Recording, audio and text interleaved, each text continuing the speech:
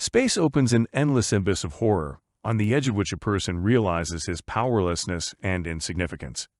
Hello everyone, my name is Strange, and I believe that people should know the truth.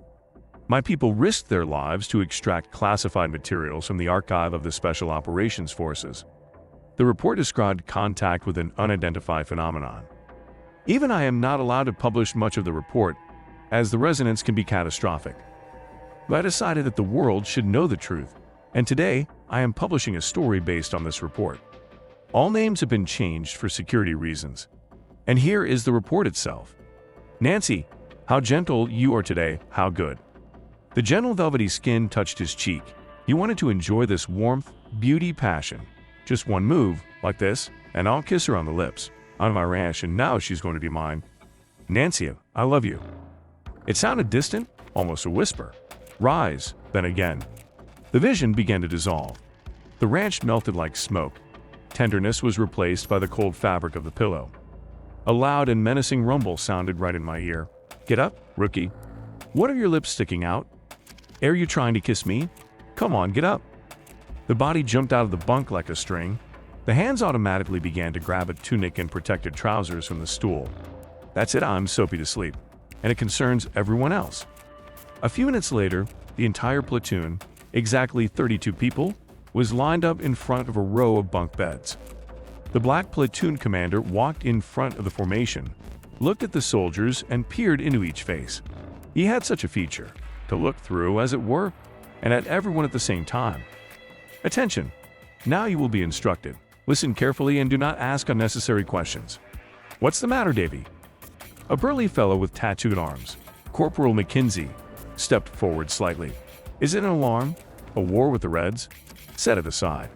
The whole barracks rang. A trim captain in the uniform of the Special Operations Forces appeared in front of the formation, looked at all the soldiers, and looked into the eyes of the corporal. McKenzie couldn't stand the look and pressed his chin to his chest. After that, he tried for a long time to explain to himself what was in the captain's gaze, but he could not find the words. Something stinging, punishing, and icy, like a deadlock.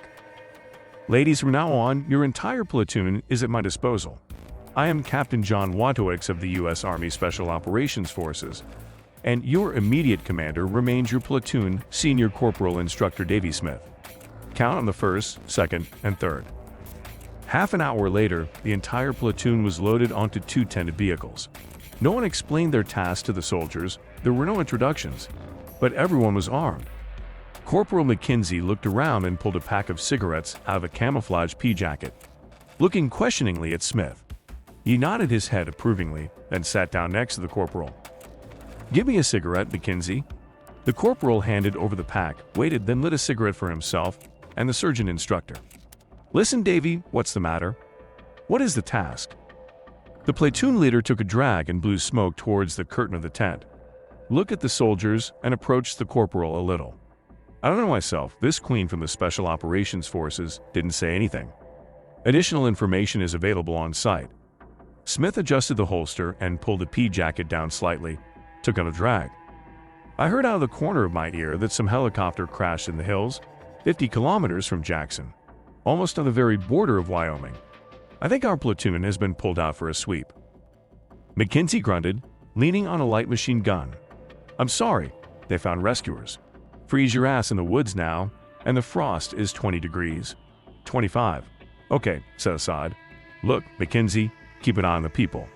And keep an eye on this one, your core fan, narrow-eyed Jimmy. In general, I hope for you. So far, this is your combat mission. Understood? Yes. Don't you understand? The corporal opened the curtain of the tent, threw out a cigarette, straightened his pea jacket, and cleared his throat. That's right. The drill sergeant looked at his watch. At the head of the column, in an armored Hummer, rode Captain SSO Watowicz.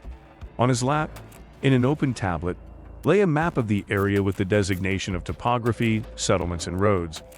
A red dot was clearly visible on the gray lines, which shifted like an arrow in the direction of Yellowstone and ended with another dot. The driver squinted at the map. Captain, we will arrive at the unloading point soon, 10 to 15 minutes. What is this group like already? The captain sighed.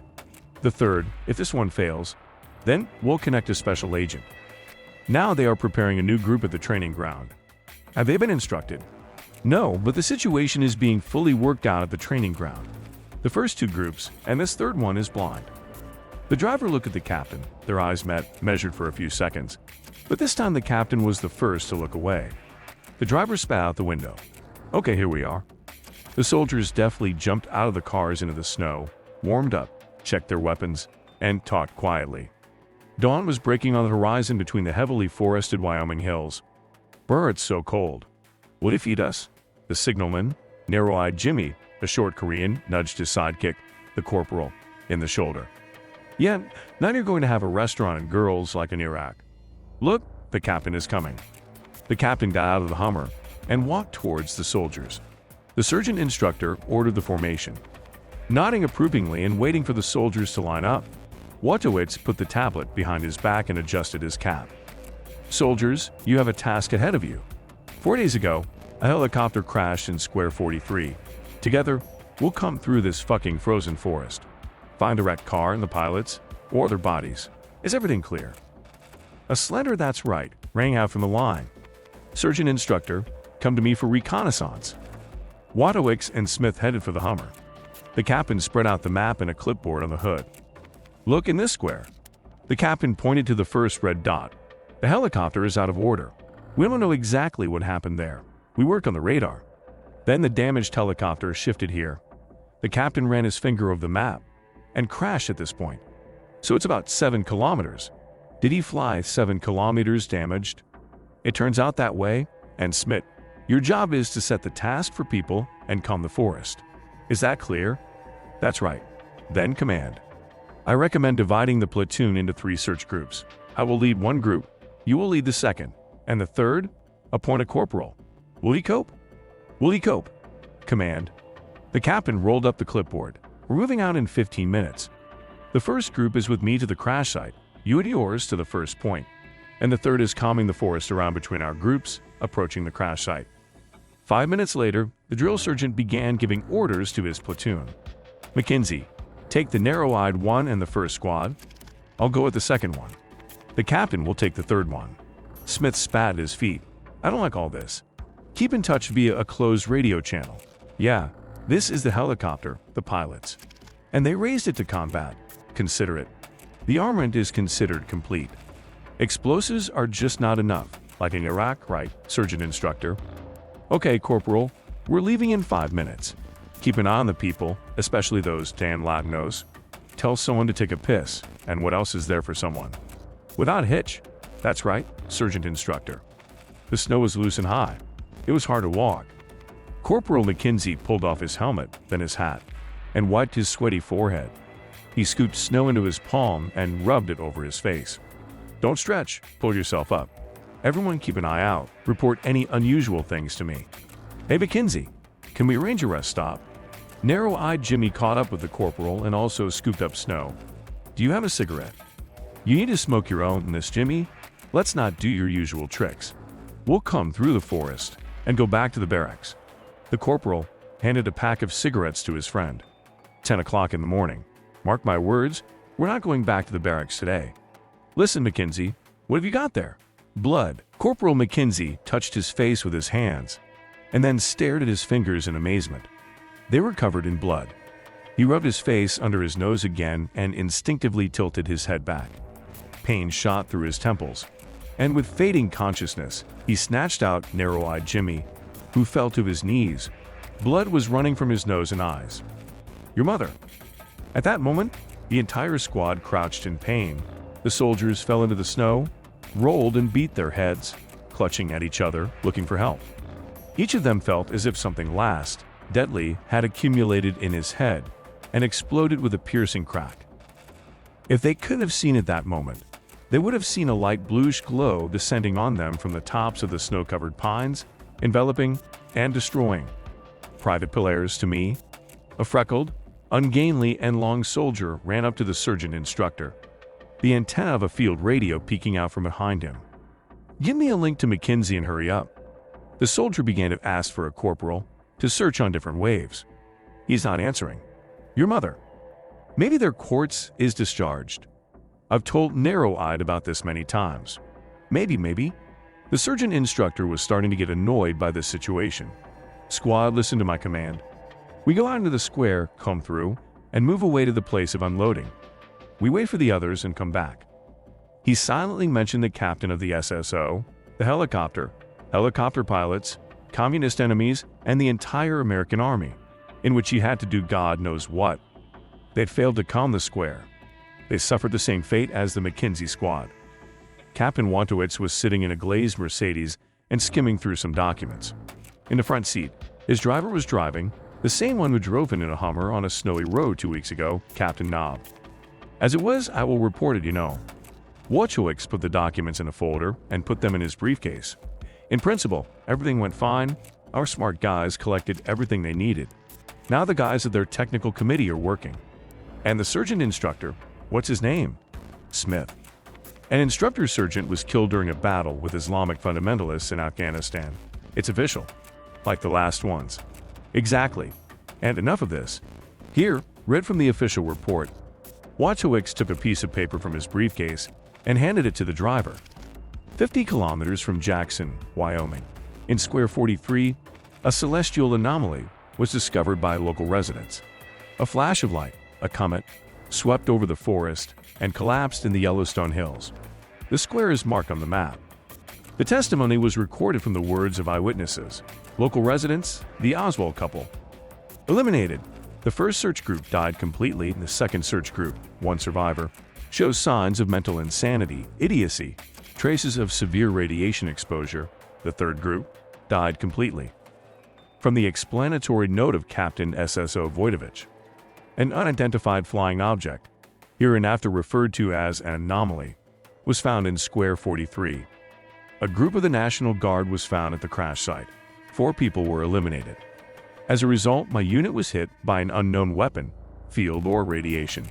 Attached is the conclusion of the doctors. Only I survived.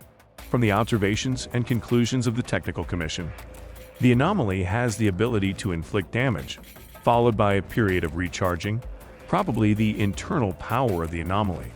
After a series of shocks, a long charge of 7 to 8 hours occurs.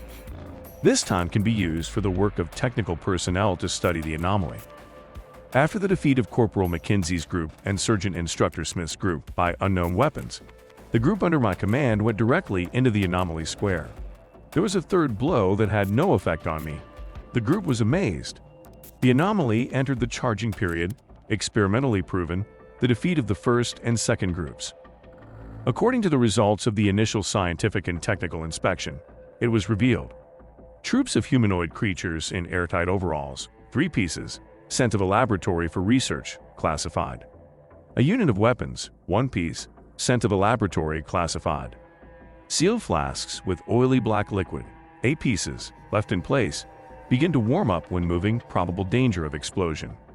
From the explanatory note on the preliminary conclusions, the energy source could not be detected. Radiation exposure is applied up to 2 to 3 times, after which the anomaly gets up for recharging. The last interval is 8 hours and 37 minutes. The evacuation was carried out in a timely manner. The area is cordoned off by special forces at a distance inaccessible to radiation damage. Currently, a special agents group is being prepared. Prisoners sentenced to death have been transferred from the state of Texas to perceive the radiation factor in the subsequent approach to the anomaly. What do you say? Captain Knob shivered. You know what, Johnny? Will they not send us to perception ourselves later? Wachowicz chuckled. We would like to. We have already sent it a long time ago. The anomaly doesn't work on me. I went with the group 3 times and nothing happened. That's it.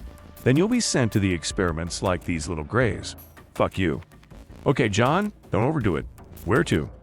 I'm going to report now, and then we'll go to the training ground.